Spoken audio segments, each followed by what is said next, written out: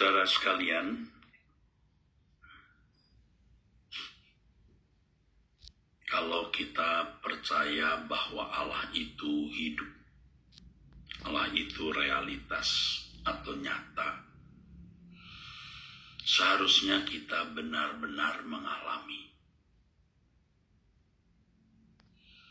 Dan untuk mengalami ini membutuhkan perjuangan yang lebih berat dari segala perjuangan.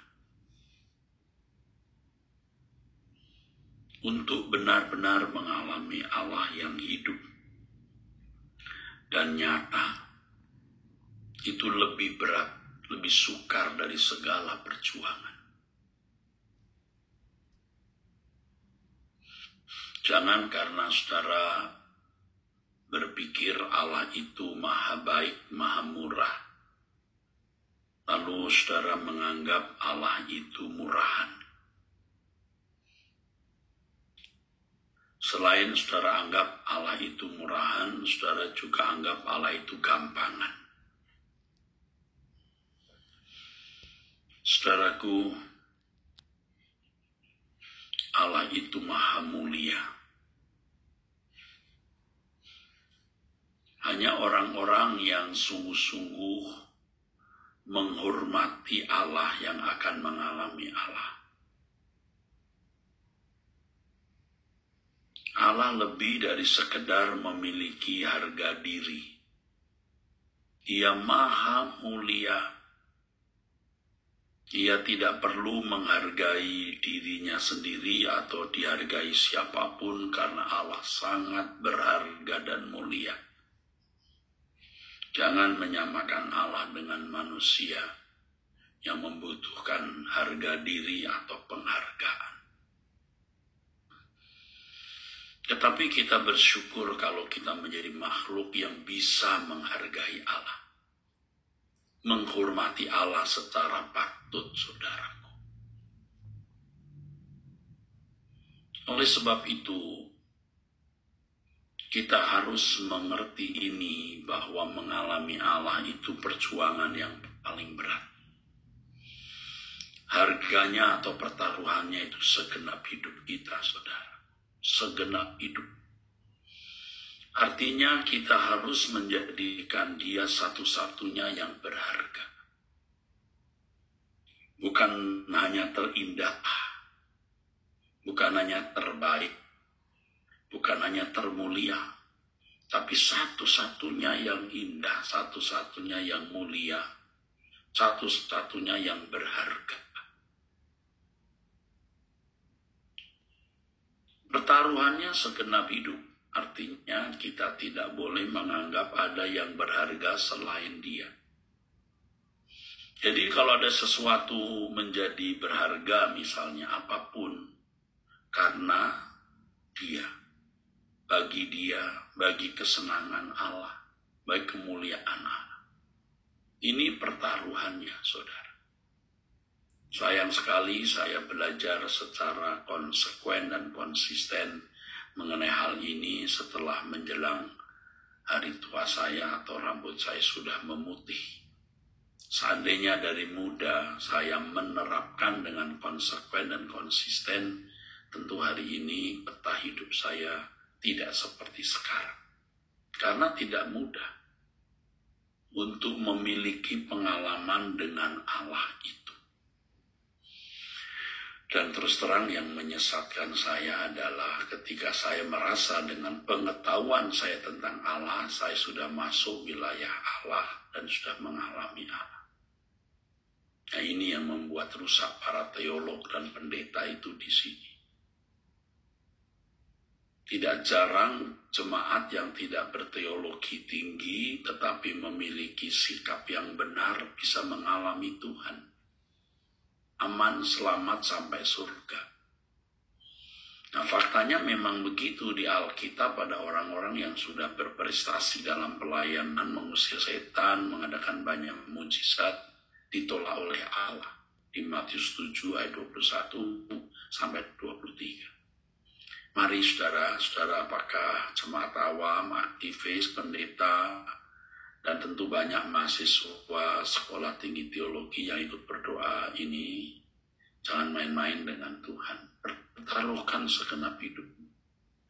Dia bukan hanya paling berharga, terindah dalam hidup, tapi satu-satunya yang berharga dan indah. Pertaruhannya segenap hidup kita, saudaraku.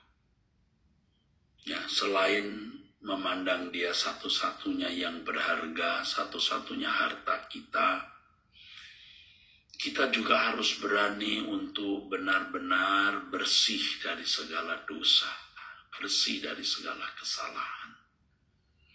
Dari perkara kecil sampai perkara besar. Perkara kecil misalnya 2 malam yang lalu, atau beberapa waktu malam ini, 2-3 hari ini, 3 hari ini.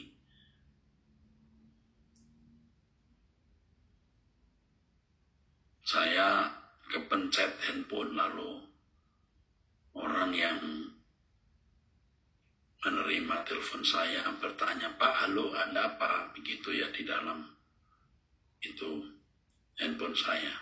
Ini staf saya ya, saudara. Saya bisa berkata apa saja. Lalu saya jawab, "Oh, besok saja," karena memang besoknya kita akan ketemu, yaitu Senin malam itu ya.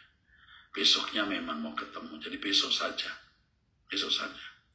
Hati saya tidak sejahtera menjawab besok saja. Kesannya memang ada sesuatu yang saya mau sampaikan, padahal salah pencet. Dan memang besok ada sesuatu yang saya mau sampaikan. Memang ada percakapan yang saya lakukan. Tetapi kali itu salah pencet.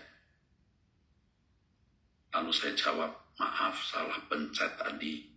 Walaupun besok memang mau ketemu, besok memang ada yang mau dibicarakan, tapi kali itu salah pencet loh." Nah, soal kecil saja kita akan merasa salah kalau kita berdusta. Ya. Hal kecil saja. Ya. Kita akan merasa bersalah. Belum soal-soal besar, saudaraku. Kalau kita lagi berdiam diri, lagi diam maksud saya, lagi terdiam, lalu terlintas di pikiran kita wajah orang yang membuli, menjahati, mengkhianati kita, lalu kita mau bereaksi kan. Nah itu kita jaga hati kita, jangan ampuni dia. Bayangkan dia anakmu. Bayangkan dia kena celaka, ya nggak rela kan, ya jangan menaruh kebencian, dendam, atau kemarahan, tidak usah. Apapun, saudaraku, apapun.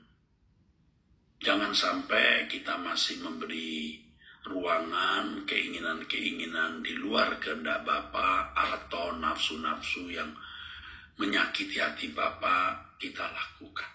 Ya. Kita akan mengalami Tuhan, saudara. Allah yang Maha Kudus bergaul, berjalan dengan anak-anaknya yang hidup kudus. Mengalami Tuhan itu lebih dari mendapatkan warisan. Berapapun besarnya warisan itu.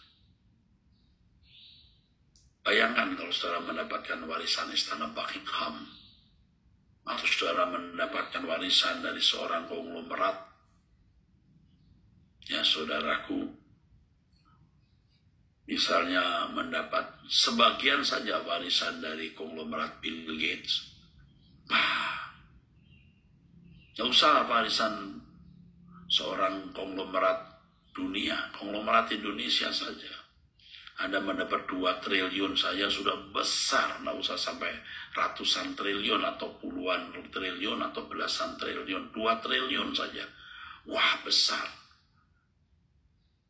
Nggak usah 2 triliun, 1 triliun saja. Wah, plus rumah yang ada kolam renang dan lain-lain. Wah, besar bukan? Itu nggak ada artinya. Nggak ada artinya dibanding dengan mengalami Tuhan. Karena Tuhan itu kekayaan kita. Satu-satunya. Saya mau demikian, saudara. Saya juga mengajak saudara untuk mau menjalani hidup. Mengalami Tuhan.